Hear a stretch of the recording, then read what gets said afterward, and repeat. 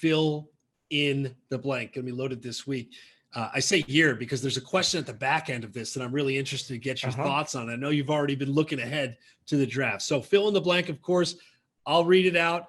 We'll jump to you. We'll get your thoughts, and we'll start with the topic du jour, that is Aaron Rodgers. Aaron Rodgers is a blank next year. A Las Vegas Raider. I know there's rumors out there about the Denver Broncos potentially bringing him in, but when I think of Aaron Rodgers in this next stop, I'm thinking about him in a dome, playing behind a team with a good offensive line with a bunch of speed at receiver.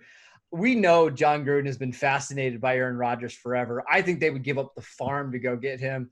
Putting him inside a dome for 12, 13 games a year would be so much fun. I think he's actually going to be a Raider sooner rather than later.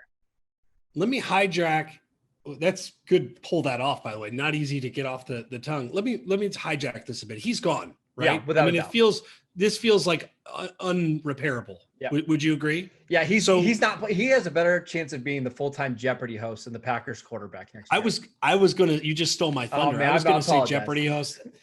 I do think Denver's got some pieces. That's probably where I'd go. That's sort of the obvious one. I believe they're the odds-on favorite as well right now. But I think Jeopardy host. The part about this that's so fascinating to me is it seems genuine. Yeah. I saw a report before we came on, conversation with chats comparing, the GM situation to Jerry Krause, which actually, frankly, kind of fits. And I was with my family. Of course, they're from Wisconsin, and I'm curious with the different viewpoints on this, what people think. Of course, I think people in Wisconsin are tired of Aaron Rodgers. To me, I think that organization has let him down. Yes, agree. You've got prima donna nature here. That's the gig. Yeah. When you have a franchise quarterback, that's what it is. So I am curious to see where that goes. Let's stay in the division. I think this is a complicated one. Blank will be the Bears starting quarterback in 2021. It has to be Justin Fields, right? Matt Nagy knows his only way to saving that job in Chicago is if Justin Fields ends up becoming a franchise quarterback. They're not going anywhere with Andy Dalton. They're not going anywhere with Nick Foles. Just put Justin Fields onto the field, let him take his lumps early in the season, and maybe by the second half of the year, he's playing fantastic. I can't see how Andy Dalton is your starting quarterback in week one. I just don't see it.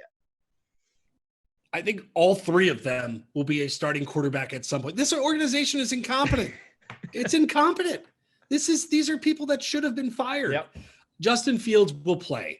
I think Andy Dalton will start the season. In my opinion. So Justin Fields will play.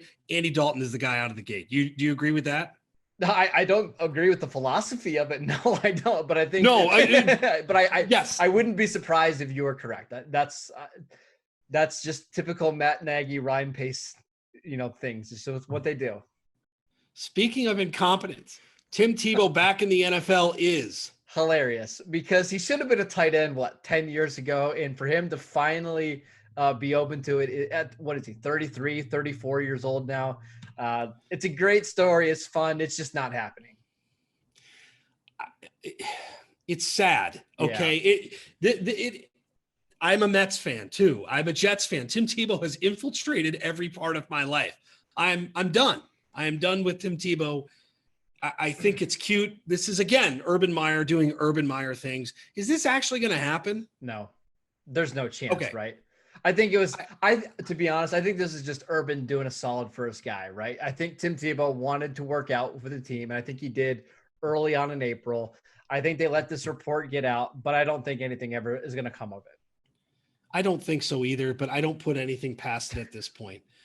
Mike McGlinchey comes out and says that Trey Lance and Garoppolo are both his guys. So I ask you, McGlinchey comments that both Lance and Garoppolo are our guy, are blank. Political, right? He's just not trying to upset anybody right now. I think he knows the writing is on the wall for Jimmy Garoppolo, but Jimmy's probably going to be the starting quarterback, in week one. So I think he's trying to ride the fence a little bit, and I don't blame him, but he's got to know what's eventually coming to Jimmy G.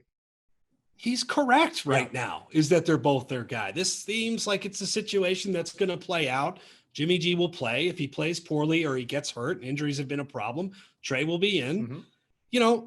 That quarterback, I thought Garoppolo's comments, by the way, were very professional. Yeah. And of course, like you see quarterback situations all over the place, how delicate they are. This one actually seems like it's going to work out. Like, at least publicly, I thought Jimmy G was excellent in kind of his support for Trey Lance. So last but not least, it's draft season, baby. 2022 draft season. The number one pick in the 2022 draft will be Spencer Rattler to the Houston Texans.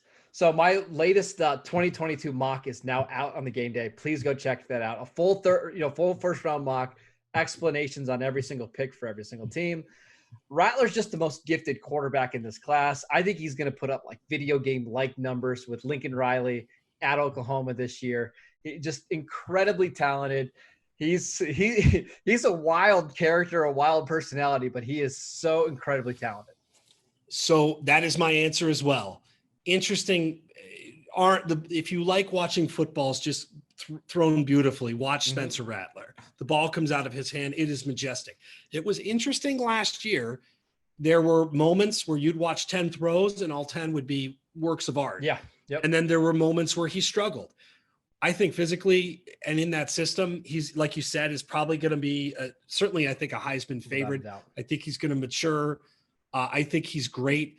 If defense is your flavor, because of course we're going to talk Sam Howell and Rattler. Kayvon Thibodeau has to be one of the most exciting defensive prospects. Where did he go in your mock draft? He went at number 5, and you can convince me that he could go earlier. This is again one of like the Myles Garrett, Chase Young type of defensive ends. It just happened to work out where a couple quarterbacks went ahead of him. The other defensive guy I want to mention, Derek Stingley, cornerback from LSU. Had a little bit of a down year in 2020, but so did basically everybody at LSU. I think he's going to bounce back with a huge 2021 season.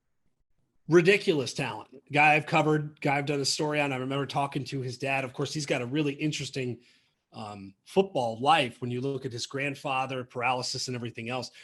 I think he has a chance. I think injuries last year were a big problem from what was public and what I was told. I remember that play against Alabama where Devontae Smith just went up and it came up with that kind of just ridiculous catch. I think he has a chance to go number 1. Let's lean into this a little bit, of course, because the quarterbacks are the thing.